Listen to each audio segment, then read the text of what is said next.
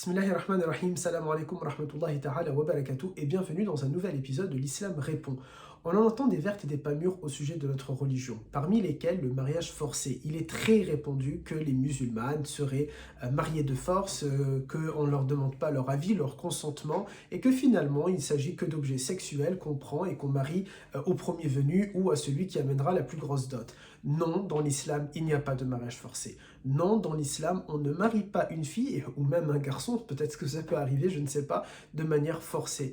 Dans l'islam, nous considérons le mariage comme étant un contrat lourd de conséquences, lourd de responsabilités. Un homme qui choisit une femme qui choisit un homme, sont en train d'être liés devant Allah Azza wa Jal, devant leur Seigneur, devant Dieu, et ça, ce contrat-là, ce deal-là, cette collaboration-là, eh bien, elle est lourde de conséquences. On ne marie pas une personne sans son consentement. Et les hadiths vont dans ce sens-là. Il n'y a aucun hadith ou aucun verset du Coran qui demande, qui appelle ou qui permet ou qui légitime, on peut le dire comme on le veut, le mariage forcé. Mais bien au contraire, dans l'islam, lorsqu'on regarde la vie de notre prophète, alayhi salatu salam, que la paix et la bénédiction de Dieu soient sur lui, on regarde que ça a toujours été l'inverse. On est allé contre le mariage forcé. Il y a une histoire que je traite dans mon dernier livre, et je vous invite du coup à le lire, et vous avez le lien pour vous le procurer en description de cette vidéo. Il y a cet exemple-là où le prophète a été marié à une femme, et lorsqu'il a voulu entrer à la maison pour voir cette femme-là, elle a reculé et elle a dit A'udhu billahi minash shaitanir rajim. Elle a cherché refuge auprès d'Allah et le prophète était étonné. Il lui a dit tu as cherché refuge auprès du meilleur des protecteurs. Le prophète a compris à ce moment-là qu'en réalité cette fille-là, elle avait été mariée.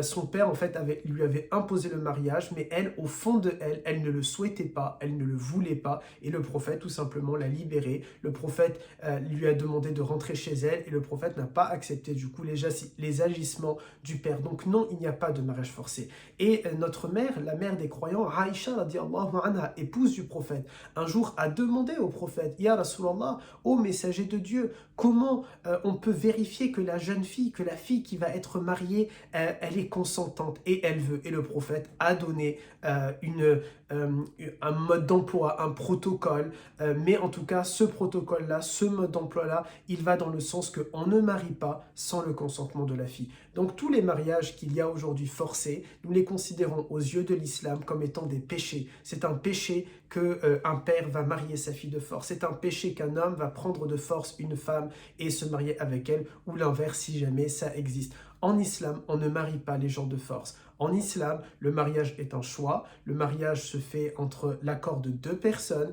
et après avoir fait une rencontre qu'on appelle la muqabala, ils ont discuté de leurs conditions et c'est donc un choix accepté par une partie et par l'autre. On ne marie pas de force en islam, rassurez-vous, non-musulmanes, non-musulmans qui nous écoutez, et que les musulmanes et les musulmans qui nous écoutent le sachent également, le prophète a combattu les mariages forcés. Barakallahu fikum et salam alaikum wa rahmatullahi ta'ala wa barakatuh pour un nouvel épisode de l'Islam répond.